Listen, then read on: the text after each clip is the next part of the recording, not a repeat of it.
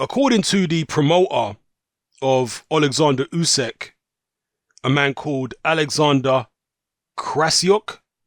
I'm sure I'm butchering the name, but that's the best I can do. Oleksandr Krasyuk has said in this particular interview that according to the WBO rules, a super champion of any particular division has the opportunity to become the mandatory challenger for a champion in a higher division who also holds a WBO belt. And he says that this means that Oleksandr Usyk can become mandatory for Anthony Joshua simply by enforcing this WBO rule. That's what he appears to be saying in this particular interview. So, does he want to take the Joshua fight sooner rather than later for Usyk? Well, apparently not. He says it's not going to happen right now, but when it does happen, this is a fight that will go down in the history books. And he's likened it to Ali Frazier, Holyfield Bowe, and stuff like that. He says that right now, Usyk has the right to fight Joshua. You know, it's 2 Olympic champions. He said it would be a great thing. Both champions from the 2012 games. They're both unified and all that kind of thing.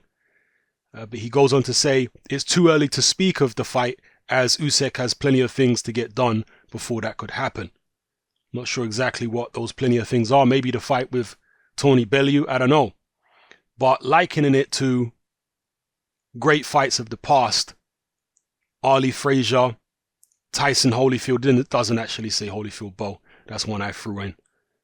Yeah, what do you guys think about this? Now, it's not the first time we've talked about Usyk versus Joshua, but the WBO apparently having this rule, according to Usyk's promoter. I haven't looked at the WBO website yet myself, but I will to try and find confirmation. But according to him, and you know, when you're going through the rules of a sanctioned body, there's quite a lot to go through. It is a bit of a tedious process. But again, if this is accurate, then that could mean that this fight would be relatively easy to make from a political standpoint, because Usyk could essentially force the fight. Yeah, as long as he holds on to the WBO belt in his own division. And that's where there might be a little issue here.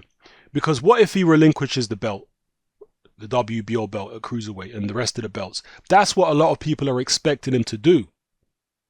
Because he's been talking about moving up to heavyweight. So he would need to keep hold of those cruiserweight belts. Maybe I'm wrong here, but this is an assumption I'm making. He'd need to keep hold of the WBO cruiserweight belt in order to be the immediate mandatory challenger for Anthony Joshua. And if he wanted to do that, he would have to fight his mandatory challengers at cruiserweight. He'd get caught up in all that business. Does he actually want to do that? Maybe the WBO would make an exception for him and, you know, delay him having to fight or defend his WBO belt at cruiserweight and delay it and say, okay, let's allow him some leeway, not enforce a mandatory challenger on him for a while and, you know, give him 9 months or a year to set up the Joshua fight at heavyweight.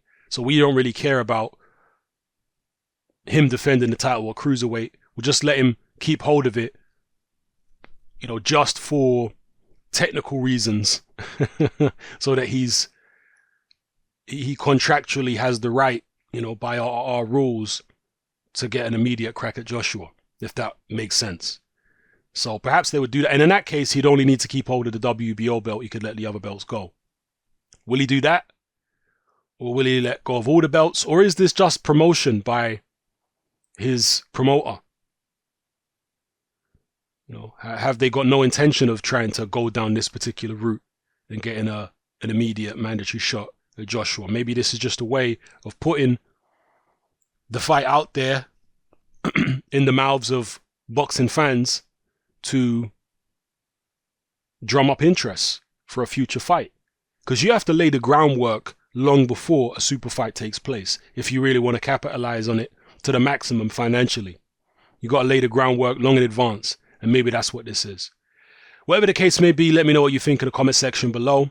Joshua's got a very tough assignment against Povetkin to get through. That's no foregone conclusion. So before we start talking about Joshua versus Usyk And it would be a very interesting fight. It would be a good fight, on paper at least. Before we start talking about that seriously, Joshua has to get past Povetkin. So we'll see how that goes. But let me know what you think in the comment section below about everything I've raised in this video. All right, it's happening. I'm out.